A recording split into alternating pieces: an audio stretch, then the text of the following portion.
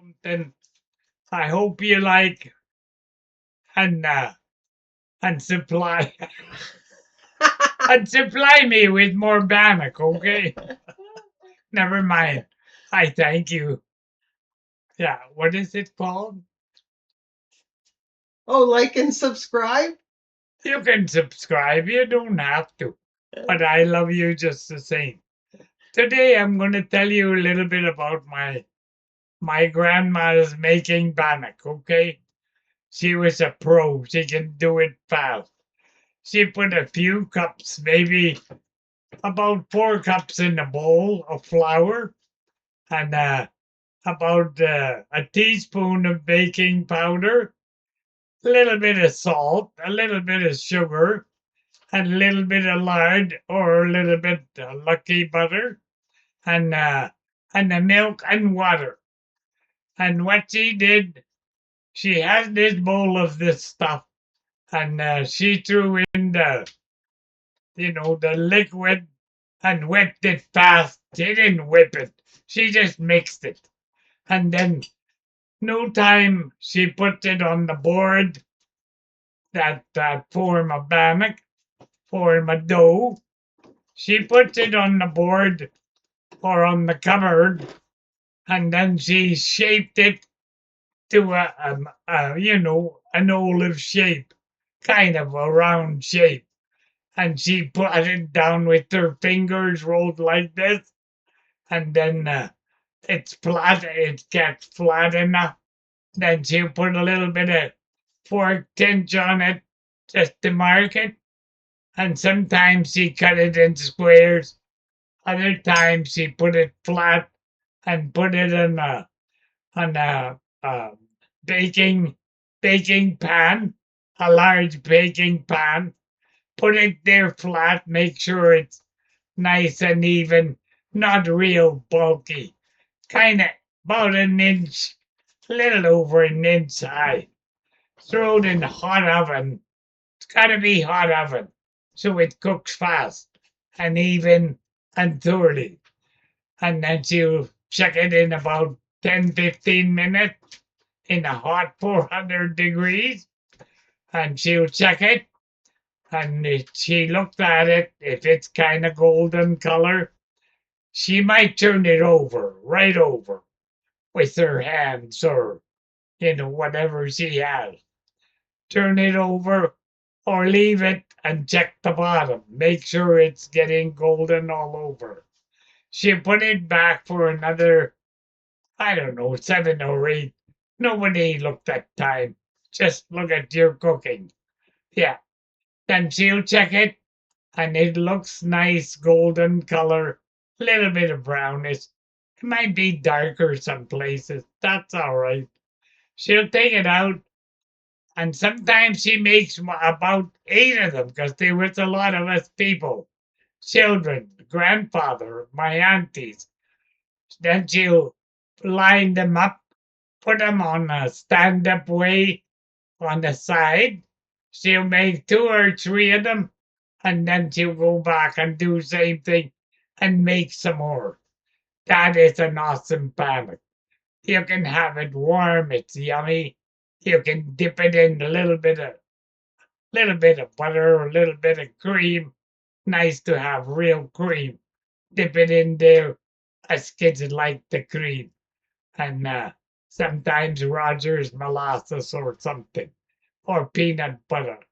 But it's good stuff. That's good for lunch, breakfast, whatever meal you have.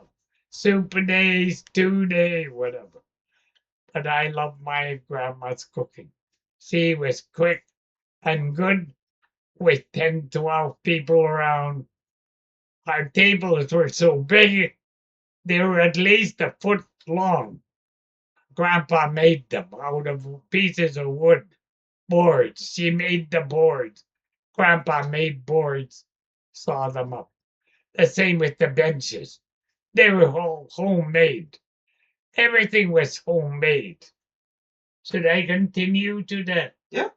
Keep Yeah. going. You're doing great. And I'm going to continue and tell you a little bit about when I was about 7. When I was 7, and I just after the war, when the war broke, whichever way, I was about 7. I was sent to the mission to go to school because the government was offering $5 for each child who the family for each child in the family who was in school. So I had to go to school to get this money, government money. But that's all right. I learned a lot there. I learned to knit. I learned to pray. I learned lots of things and different things about life and mostly good. Yeah, I learned a lot and I appreciate all that. And because at that time, before the war, we had no paper, no plastic.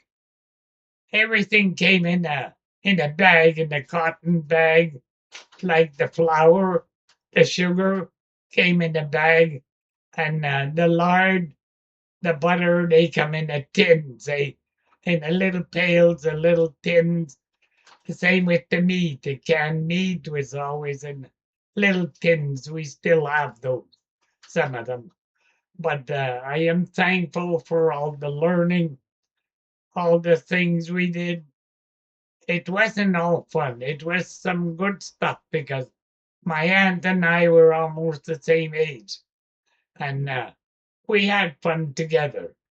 We learned to make skipping ropes, homemade out of little ropes. We braided them so they're big enough, and sometimes it was from the hide, the edging on the edge of the hide. You cut it, you trim it, and that string comes so strong. You can tie things with it. You can do a skipping rope. You can make baskets or so many things. The same with with my the syrup. Oh yeah, birch syrup. Huh? Birch. Oh, the birch trees we did when we were younger. We go in the bush in the spring when it's still a little bit ice, might be a bit snow. And Nocum taught us how to. She did the cutting of the birch tree and cut a little lip on it, on each tree, the ones we used. And she let the sap run onto the pail, drip, drip. Lots of them, or at least I don't know how many. I was young.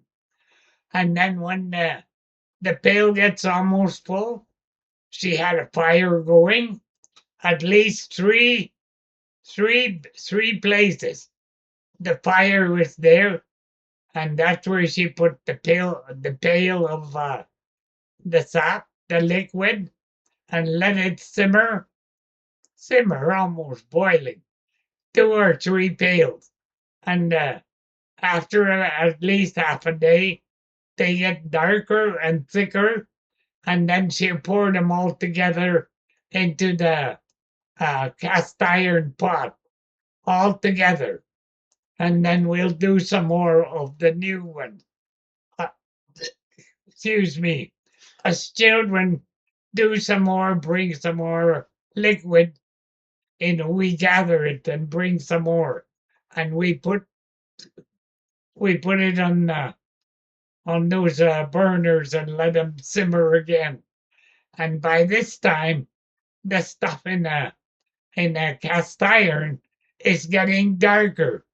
I think it takes about 3 days, and that cast iron pail gets thick, and there's your magic wonderful syrup, homemade, right from no sugar, nothing, just natural stuff, all from birch tree. And birch tree is a good tree because you can take some of the bark and make baskets out of that with a little bit of the roots of willow tree. The roots are small. That's what you use to make the baskets and make good ones. and those baskets become your containers for your bannock, your bread, your food, whatever, dry meat, all kinds of stuff, or even berries. We picked berries, cranberries, Saskatoon. We did everything homemade.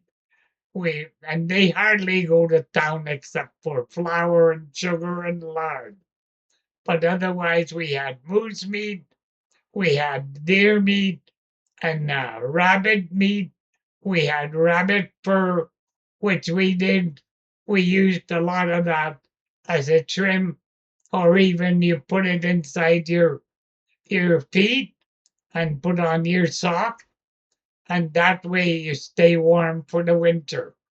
They were used. Everything was useful, and we used it. And Grandpa did the outside work.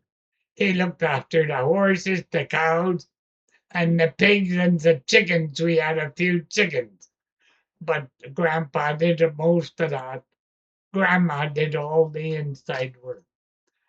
I want to thank you and bless you all for this day. All right, Nascomton. Mercy. Yeah.